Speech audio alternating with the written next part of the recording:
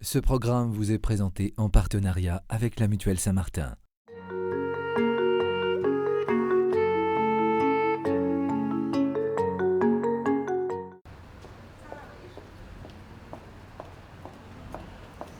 On va voir mon papa.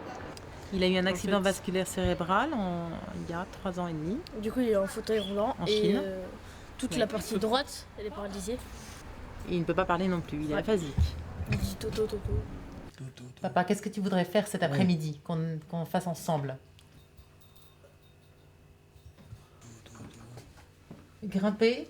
Oui, Grimper des marches? oui, Grimper des marches. Ah oui, ça c'est un escalier? C'est un escalier ça? auto. Donc tu me dis, je veux monter un escalier. Tu veux monter un escalier, toi? Pour aller voir des Toi, tu animaux. veux monter un escalier? Voilà, alors où ça? Bon, tu peux pas me faire un petit dessin plus explicite là parce qu'un escalier tout seul, c'est sympa, mais là, la devinette est un peu difficile. Moi, quand je viens le jeudi, je sais pas très bien est-ce que je suis vraiment utile ou pas.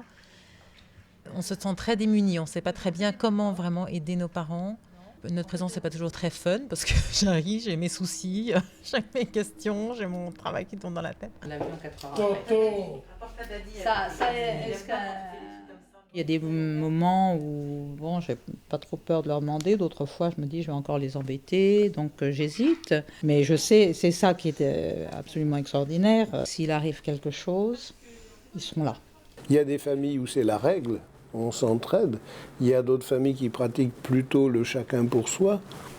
Et il va falloir de toute façon, puisqu'on ne peut pas laisser la personne en difficulté, articuler soit appel aux professionnels, soit appel aux autres, à la solidarité familiale. Mais comme je vous le disais tout à l'heure, l'idéal, c'est d'arriver à répartir les tâches un peu sur tout le monde. Donc il faut se remodifier, remodeler un peu les limites de la famille.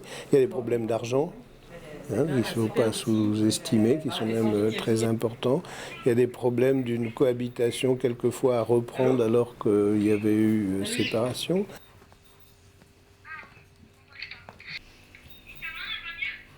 Et sa main? Oui, elle va bien. Elle va bien. Montrez votre main. Montrez-lui votre... Non, pas celle-ci là, mauvaise. Voilà, toi, regarde. On a évoqué avec une de mes sœurs justement la possibilité que maman parte avant papa. Ça, c'est pas facile parce qu'on serait un peu perdu. En même temps, tout sera à réinventer. En termes de logement, par exemple, qu'est-ce qu'on ferait de papa? Est-ce qu'on l'accueillerait chez nous? Donc là, ça pose là quand même le problème de l'accueil de notre parent chez nous ou bien de lui trouver un établissement. Donc c'est pas confortable de penser à ça. Parce qu'on se sentirait très coupable de le mettre dans un établissement. En même temps, peut-être que ce serait mieux pour lui, mieux pour notre famille. Enfin, il y aura plein d'enjeux.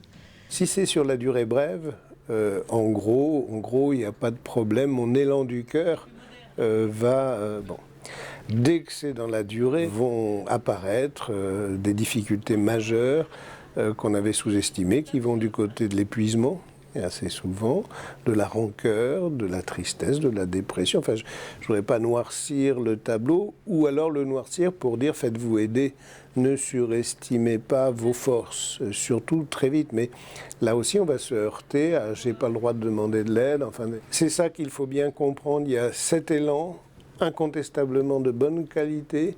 Et puis, asseyez-vous, est-ce que vous êtes capable d'aller plus loin? Et qu'est-ce qu'il faut vous mettre comme prothèse? Parce que nous savons que vous ne serez pas capable d'aller plus loin. On ne peut pas rester sur un élan du cœur. Le cœur, il doit de temps en temps se reposer. Les personnes qui ont de la famille sont soutenues parce que c'est l'amour qui est toujours le vainqueur. Dans ces situations, on se rend compte que nous ne pouvons rien faire, nous ne pouvons pas les soigner, nous ne sommes rien à ce niveau-là. L'amour, à ce moment-là, ça devient un homme, ça devient une femme, ça devient un geste, ça devient une présence, un regard. C'est 5 minutes avec quelqu'un qui va porter... Ces 5 minutes vont le porter tout le jour. Bon, allez, au boulot. On en a une petite pièce là. Faudra assembler tout ça, tu vois. Quand on a un handicap ou un accident, comme pour papa, et une situation difficile comme pour maman, d'accompagner son conjoint au quotidien avec beaucoup de dévouement, mais de fatigue, d'inquiétude. La carapace tombe. Du coup, on est dans une relation plus vraie, plus authentique avec ses parents. C'est au travers de la souffrance de l'autre qu'on réalise notre souffrance et notre relation à l'autre. On se débarrasse de tous les clichés, de tous les a priori. Alors on peut ne pas pouvoir communiquer par la parole si l'autre ne parle pas, mais on est là. Et le fait d'être là et d'être là donné, pas d'être là sans savoir quoi faire, mais d'être là donné, et c'est déjà se recevoir de l'autre et s'ajuster à l'autre. Souvent revient, j'ai découvert l'amour. Dans les bons cas, parce que ce serait trop beau si... Mais dans les bons cas, c'est vrai, et d'une façon extrêmement sincère. Et ça veut dire quelque chose de l'ordre de dépasser justement tout le champ des conflits pour arriver à la reconnaissance d'une rencontre possible entre individus.